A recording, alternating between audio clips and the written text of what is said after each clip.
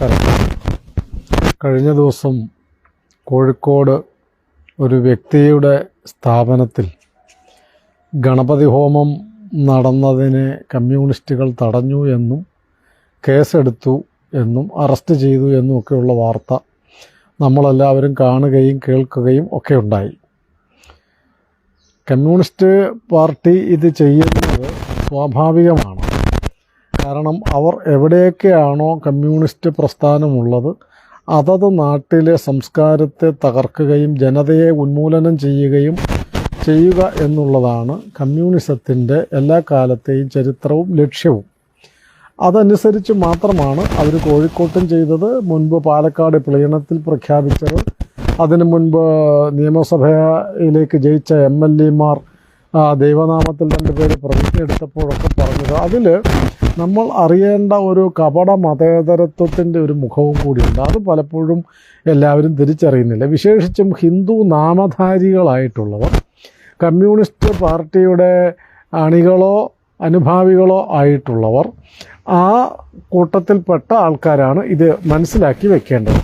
Communist party Ganapathi ഹോമം പാടില്ല എന്നേ അവർ പറഞ്ഞിട്ടുള്ളൂ, വെഞ്ചരിപ്പ് പാടില്ല എന്ന് പറഞ്ഞിട്ടില്ല, ശരണം വിളി പാടില്ല എന്നേ പറഞ്ഞിട്ടുള്ളൂ, ബാങ്ക് വിളി പാടില്ല എന്ന് അവർ പറഞ്ഞിട്ടില്ല, കുറി തൊടരുതെന്നേ അവർ എല്ലാ കാലത്തും പറഞ്ഞിട്ടുള്ളൂ, തൊപ്പി വയ്ക്കരുതെന്ന് അവർ ഒരിക്കലും പറഞ്ഞിട്ടില്ല, ശൂലം കുത്തരുതെന്നേ അവർ പറഞ്ഞിട്ടുള്ളൂ.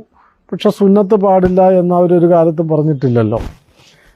താലി പാടില്ല എന്നവർ ശഠിച്ചിട്ടുണ്ട്, നിക്കാഹ് വേണ്ട എന്നവരൊരിക്കലും പ്രഖ്യാപിച്ചിട്ടില്ല.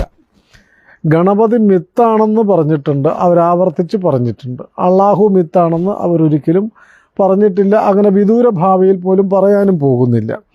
കമ്മ്യൂണിസത്തിൻ്റെ ലക്ഷ്യം ഇങ്ങനെ. അപ്പോൾ ഈ പറഞ്ഞതിൻ്റെ അർത്ഥം ഹിന്ദു ബിംബങ്ങളെയും ഹിന്ദു സങ്കല്പങ്ങളെയും ഹിന്ദു ആരാധനകളെയും ഹിന്ദു സാംസ്കാരിക മൂല്യങ്ങളെയും ഭാരതീയമായത്, കമ്മ്യൂണിസ്റ്റ് പാർട്ടി ഭാരതത്തിൽ പ്രവർത്തിക്കുമ്പം ഭാരതീയമായതിനെയാണ് അവർ തകർക്കുക.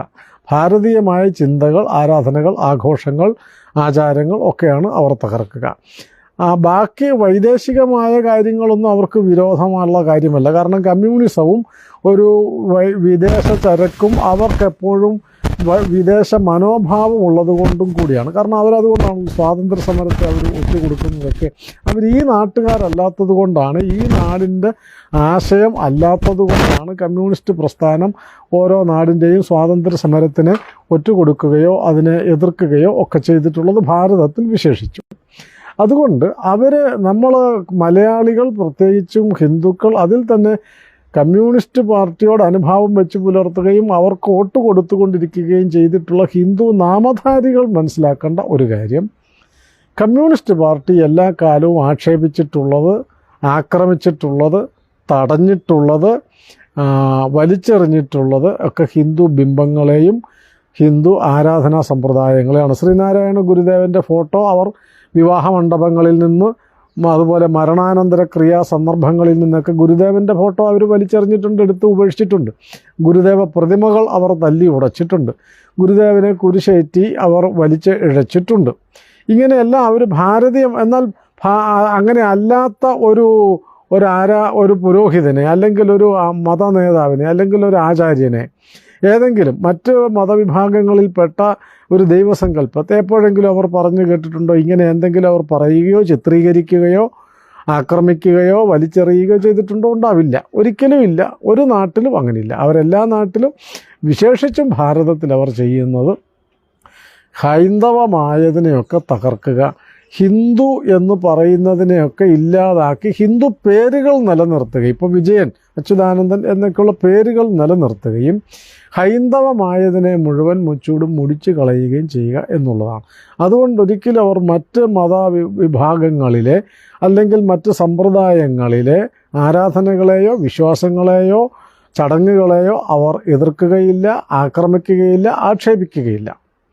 എപ്പോഴും ആക്ഷേപിക്കുന്നത് ഹൈന്ദവമായ ആശയങ്ങളെയും സങ്കല്പങ്ങളെയും രൂപങ്ങളെയും ഒക്കെ ആയിരിക്കും. ഇത് അവരുടെ കൂടെയുള്ള പാർട്ടിയുടെ അടിമകളായി ദീർഘകാലമായി ജീവിച്ചു കൊണ്ടിരിക്കുന്ന ഹിന്ദു നാമധാരികൾ എന്നാണോ മനസ്സിലാകുന്നത്. അവർ മനസ്സിലാക്കുന്നിടം വരെയാണ് ഈ പ്രശ്നം തുടർന്നുകൊണ്ടിരിക്കും.